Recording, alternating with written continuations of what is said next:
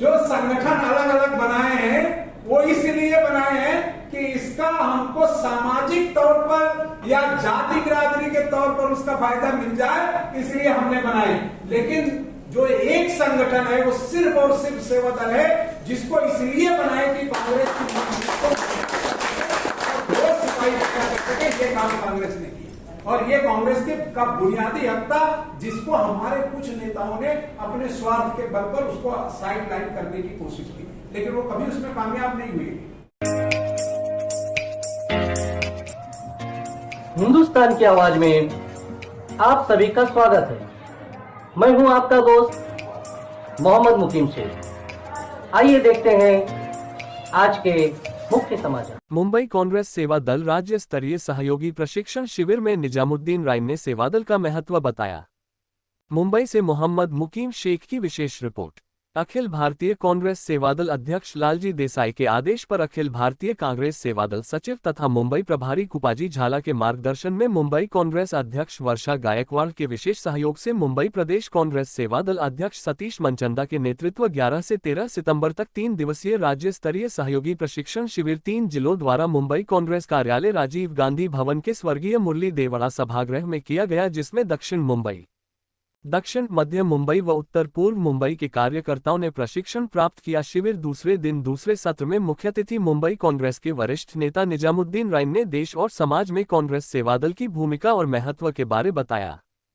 उक्त अवसर पर अखिल भारतीय कांग्रेस सेवादल की सचिव, राजस्थान प्रदेश कांग्रेस सेवादल प्रभारी, राज्य स्तरीय सहयोगियों प्रशिक्षण शिविर की शिविराधिपति मधुबाला गुरग, मुंबई प्रदेश कांग्रेस सेवादल अध्यक्ष सतीश मनचंदा, मुंबई प्रदेश कांग्रेस सेवादल की महिला संगठक जयश्री रणदिवे, मुंबई प्रदेश कांग्रेस सेवादल उपाध्यक्ष धनंजय तिवारी, प्रदीप रागवाड़ा, प्रदेश पदाधिकारी एच.के. विश्वकर्मा, राजेश मेवाती, जिला मुख्य संगठक रमेश विश्वकर्मा, नवीन कुमार सिलवंत, रमेश रापोली, रामसेवक यादव, विबोध कुमार गुप्ता सहित पालघर जिला कांग्रेस सेवादल मुख्य संगठक रतन तिवारी सहित अनेक मान्यवर नेतागण मंच पर विराजमान थे।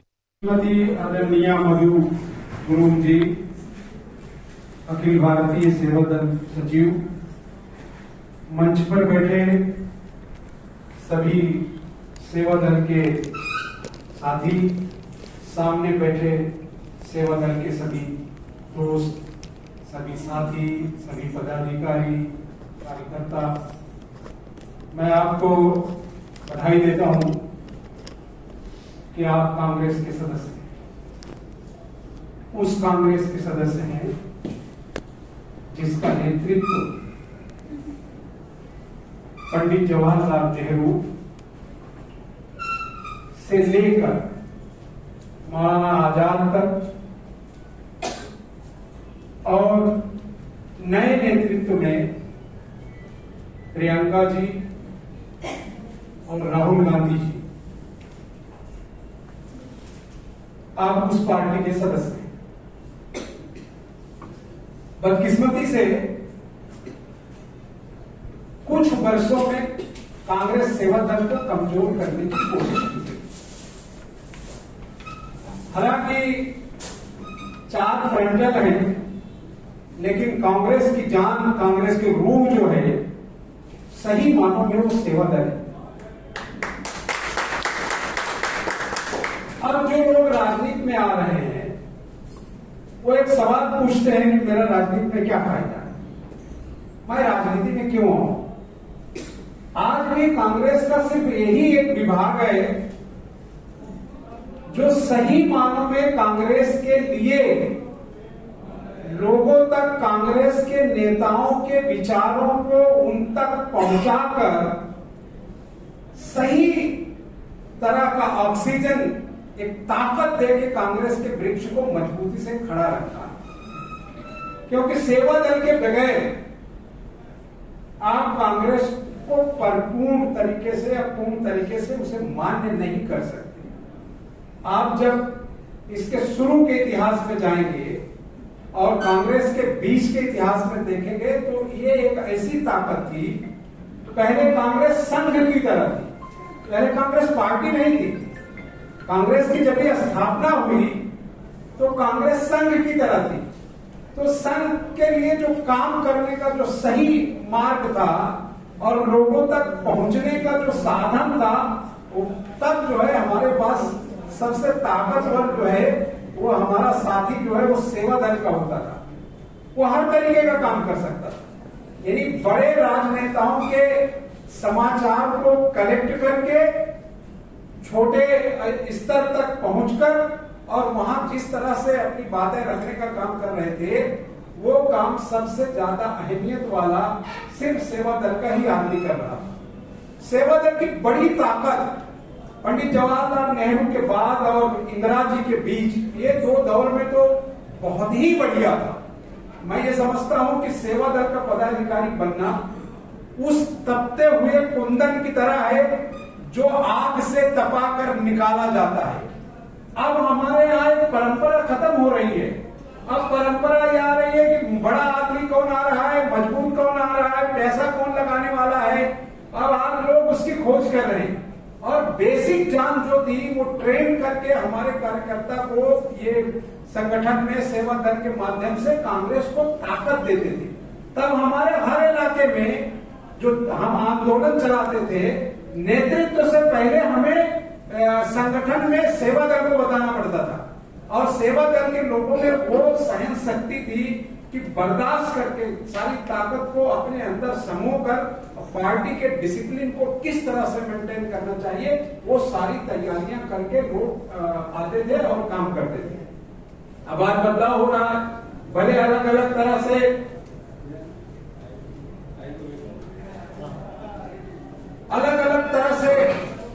आज राजनीतिक परिस्थितियां बनती जा रही हैं। आज लोगों को यह लगता है कि गुटबाजी का शिकार होकर कांग्रेस को अलग अलग जगहों पर छीन भिन कर रहे हैं। लेकिन आज भी आपने कहीं नहीं सुना होगा देश में, चाहे जितने गुट बन जाए राजनीति में, सेवा दल का कोई गुट नहीं होता। ये उसके ऊपर सबसे बड़ी छाप है। सेवा दल का कोई गुट नहीं है।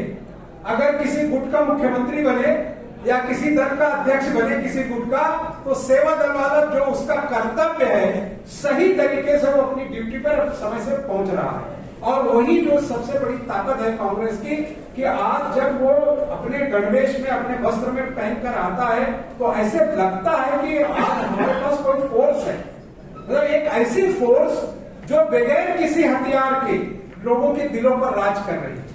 लोग हमारे नेता भले उसको कम आंकने की कोशिश करें और जितना वो कम आंकेंगे उतना कांग्रेस का नुकसान होगा, लेकिन अगर सेवा दल को वो ताकत देंगे तो यकीनन सेवा दल में बड़े पैमाने पर लोग आएंगे। और मैं एक कांग्रेसी लीडर होने के नाते, एक कांग्रेसी कार्यकर्ता होने के नाते, मैं कांग्रेस के जो अध्यक्ष होंगे या जो कांग्रेस की बड़ी राजनीतिक ताकतें हैं, हम उनसे हमेशा ये कहते रहे हैं और आगे कहेंगे कि कांग्रेस में सेवा दल के लोगों को भी आप इलेक्टोरल रोल की पॉलिटिक्स में ले आइए। चाहे उसके अध्यक्ष को ले आइए, उसके डिस्ट्रिक्ट प्रेसिडेंट को ले आइए, उनके लोगों को सिलेक्ट करिए। क्योंकि कांग्रेस की ये जो ताकत है, जहां आपकी फैक्ट्री से निकालकर लोगों को कार्यकर्ता देता है, जो आपको एक अच्छे साथी देता है, अगर उसको आप इलेक्टोरल रोल पॉलिटिक्स में नहीं लाएंगे तो आगे जाकर इस विभाग को बड़ा नुकसान होगा।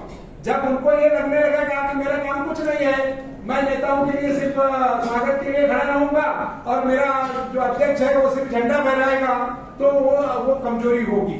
तो मैं ये समझता हूं कि पार्टी की तमाम लीडर्स को ये बात के लिए तैयार रहना चाहिए कि जब चुनाव आए, इलेक्ट्रिक रोड पॉलिटिक्स, चाहे कारपोरेशन हो, चाहे आमदार का चुनाव हो, चाहे खासदार का चुनाव हो, तो आप उसमें उनका जो हक है, जो हिस्सा बनता है, आप उसके लिए पहले से तय दर्शाइए और उनको बगैर किसी बहस के उनके अध्यक्ष के साथ चर्चा करके एक राजनीतिक तौर पर उनका प्रस्ताव तैयार करके रखिए।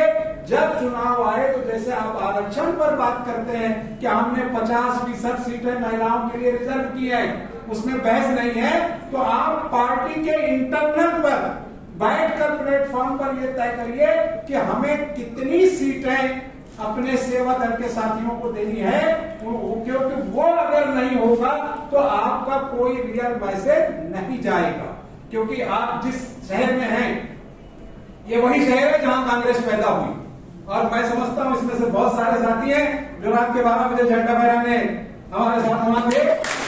तो ताकतवर जमीन पर और ताकतवर जगह, जिसने इस देश के इतिहास को लिखा, जिसने इस देश के इतिहास को बनाया, वो बगैर आप सबके अधूरा है।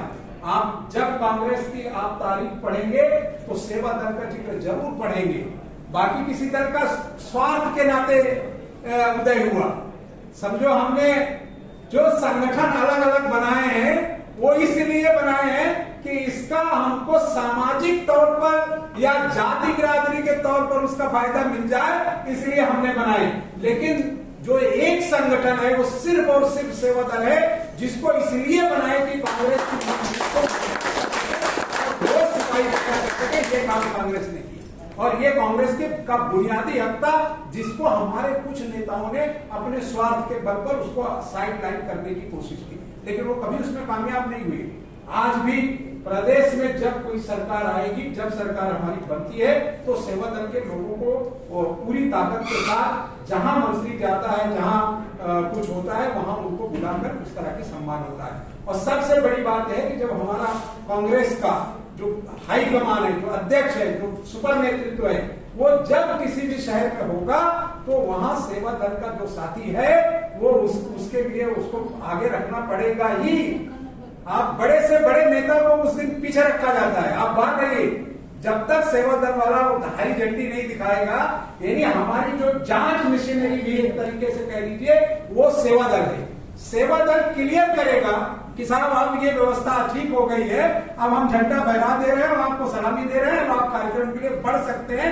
तब तक इस देश का कोई नेता उस कार्यक्रम में जाकर मंच पर नहीं बैठ सकता जब तक आप उसको क्लियरेंस नहीं देते। इसलिए आपका महत्व बड़े पैमाने पर है और आपको ये खुद समझाने की आवश्यकता है।